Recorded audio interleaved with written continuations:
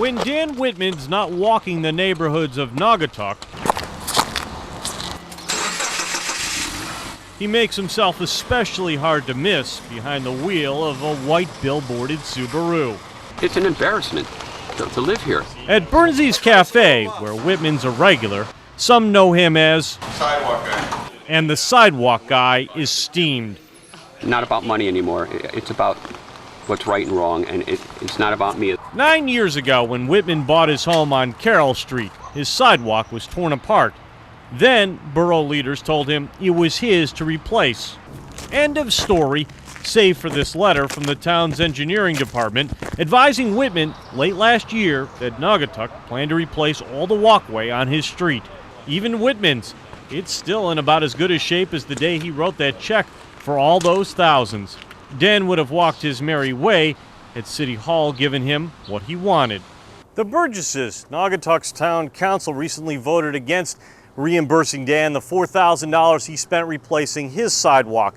But Dan's not giving up. No, you'd have to know Dan to know he wouldn't give up. He's a guy that's already survived 5 heart attacks. Thus, Whitman's crusade was born. He screwed a billboard to the roof of his car and planted a sign in his front yard. Passersby soon learned his story and began offering signature support. He's collected nearly 300 names.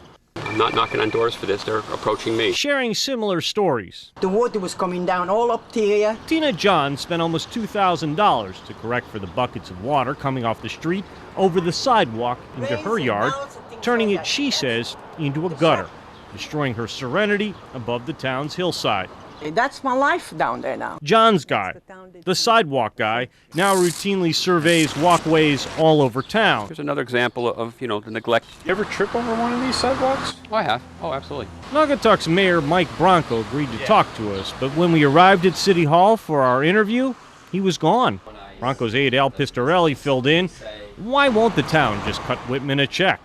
Once you do one for one, you have to do it for all. So, we're trying to be fair to everyone about this.